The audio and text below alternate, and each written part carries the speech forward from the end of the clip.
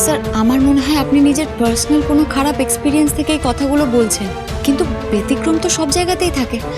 আপনার জীবনে কি হয়েছে না হয়েছে আমি জানি না, তবে আপনি একজন বা দুজন মেয়েদের দেখে তো সব মেয়েদের এরকম অপমান করতে পারেন না। আমি জানি স্যার, এই কোম্পানিতে কোনোদিনও কোনো ফিমেল এমপ্লয় থাকেনি, কিন্তু আজকের দিনে দাঁড়িয়ে একটা ছেলে আর মেয়ে এমপ্লয়ের মধ্যে ডিফারেন্স কোথায় বলতে পারবেন? আজকাল তো মেয়েরা শুধু ছেলেদের সমান নয়, কিছু ক্ষেত্রে মেয়েরা ছেলেদের থেকে এগিয়েও রয়েছে। কর্পোরেট অফিস, সরকারি চাকরি, ডাক্তারি, অলিম্পিক্স, বিজনেস সবকিছুতেই তো আজকাল মেয়েরা ছেলেদের কাঁধে কাঁধ মিলিয়ে দেশকে এগিয়ে নিয়ে যাচ্ছে স্যার।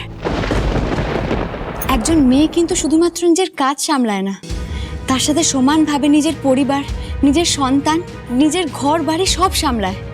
কথায় আছে না, যে রাধে সে চুলও বাঁধে।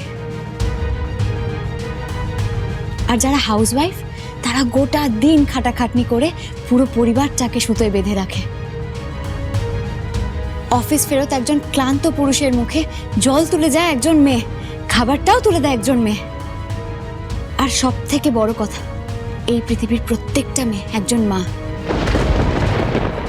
একটা নতুন প্রাণের জন্ম দিতে পারে একটা মেয়ে। So what? কিছুই না স্যার, আমার শুধু আপনার কাছে একটাই রিকোয়েস্ট, নিজের কিছু পার্সোনাল এক্সপিরিয়েন্সের কথা মনে করে আপনি সব মেয়েদের এইভাবে অপমান করবেন না। আমি এই কোম্পানিতে আপনার পিএর পোস্টের জন্য ইন্টারভিউটা দিতে এসেছি, আর সত্যি আমি এই চাকরিটা পেতে চাই, এই চাকরিটার আমার খুব দরকার, কিন্তু নিজের যোগ্যতা দেখিয়ে, নিজের রূপ দেখিয়ে নয় স্যার। আমি এতক্ষণে অনেকটা কথাই বলে ফেললাম, সরি, ক্ষমা করবেন, কিন্তু প্লিজ এরপর থেকে একটা মেয়ের ব্যাপারে কিচ্ছু বলার আগে একবার মনে রাখবেন যে আপনাকে জন্ম দিয়েছেন আপনার মা, সেও কিন্তু একটা মেয়ে। মিস পিউ মিত্র, মুখ সামলে কথা বলুন। আপনি কিন্তু আপনার লিমিট ক্রস করে যাচ্ছেন। Please mister Sen, please come down, please come down. আমরা আবার ইন্টারভিউতে ফিরে আসি। মিস মিত্র, আপনি এতক্ষণ যে ট্রাভেল রিলেটেড বেসিক প্রশ্নের উত্তর দিলেন, কিন্তু এই বিয়ে জবের জন্য সবচেয়ে ইম্পর্টেন্ট হলো উপস্থিত বুদ্ধি, দ্য প্রেজেন্স অফ মাইন্ড। হ্যাঁ স্যার। আচ্ছা বলুন তো মিস পিউ, আমাদের ইংলিশ ক্যালেন্ডারে কয়েকটা মাস হয় 30 দিনের আর কয়েকটা মাস হয় 31 দিনের। 28 দিনে কোন মাসটা?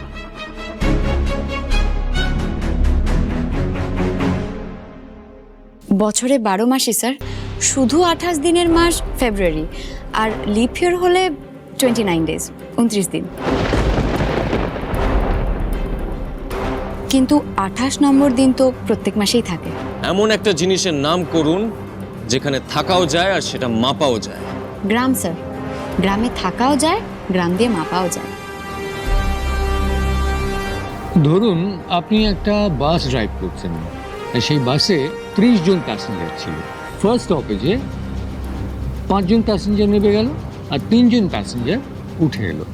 আর সেকেন্ড স্টপে 14 জন প্যাসেঞ্জার নেমে গেল, 6 জন প্যাসেঞ্জার উঠে এলো। থার্ড স্টপে 17 জন প্যাসেঞ্জার নেমে গেল। আর তারপরে যখন বাসটা লাস্ট স্টপে গিয়ে পৌঁছলো, তখন বাকি প্যাসেঞ্জার সবাই নেমে গেল। এবার আপনি বলুন তো ড্রাইভারের কি নাম? পিহু মিত্র স্যার।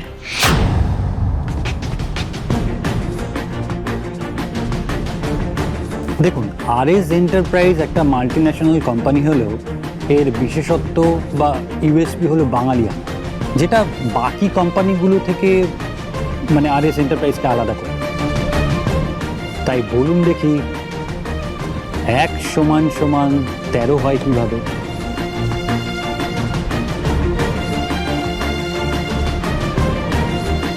আমাদের একটা টাইম লিমিট আছে, আপনি না পারলে বলে দিন, শুধু শুধু টাইম ওয়েস্ট করবেন না। 1 = 13 মানে 12 মাসে 13 পার্বণ।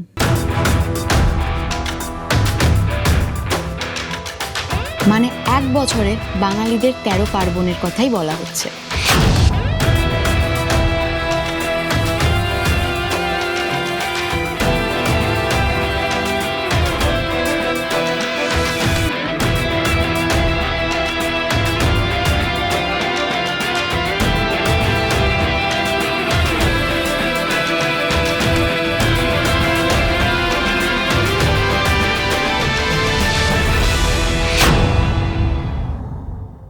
স্যার বলুন, কোনো দরকার ছিল? ওই যে বৃষ্টি বাড়ি আছে না, ও মেয়েটি। হ্যাঁ স্যার, এই পিহু মিত্র। হ্যাঁ, ওর ইন্টারভিউ কি হয়ে গিয়েছে?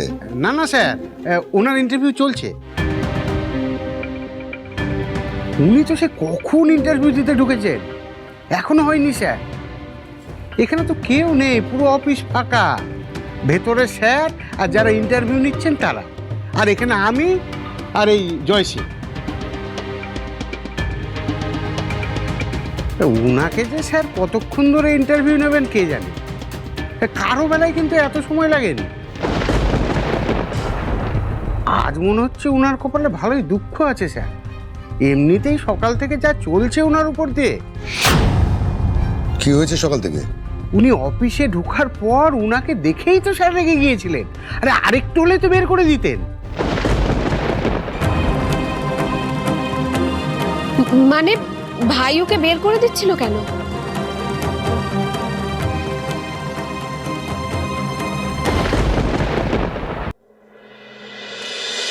ধরে নিন আপনি আপনার বসকে নিয়ে বাইরে কোথাও গেছেন, আর সেখানে একটা মারাত্মক বিপদ ঘটেছে। আপনাকে ইমিডিয়েটলি আপনার বসকে নিয়ে কোনো একটা সেফ জোনে নিয়ে যেতে হবে। আর আপনার সামনে রয়েছে 3টে ঘর। প্রথম ঘরে সাংঘাতিক আগুন চলছে, দ্বিতীয় ঘরে রয়েছে একটা মারাত্মক বিষাক্ত গ্যাস যেখানে 1 মিনিটের বেশি সার্ভাইভ করা যাবে না, আর তৃতীয় ঘরে রয়েছে একটা হিংস্র বাঘ যে 1 মাস না খেয়ে রয়েছে। এবার আপনি বলুন, আপনি আপনার বসের প্রাণ বাঁচানোর জন্য ওনাকে কোন ঘরে নিয়ে যাবেন? যেই ঘরে বাঘ রয়েছে, মানে লাস্ট ঘরটায় স্যার। ওয়াই?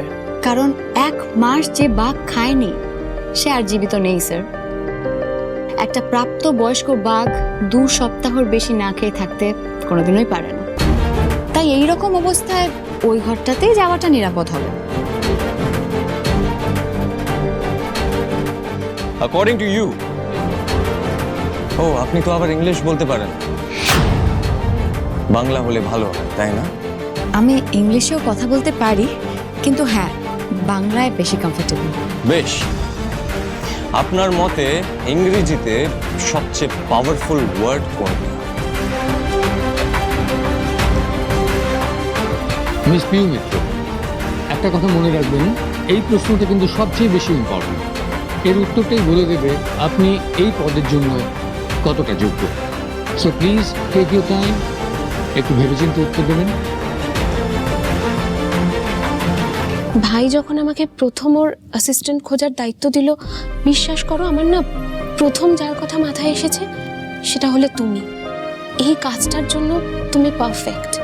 আমি অনেক বড় মুখ করে এটা বলেছি পিহু। তুমি প্লিজ ভালো করে ইন্টারভিউটা দাও, আমার মুখটা রেখো। I sir. I knew it. আপনার মতো একজন সেলফিশ মানুষ শুধু আই বলতে পারে, ইউ নয়।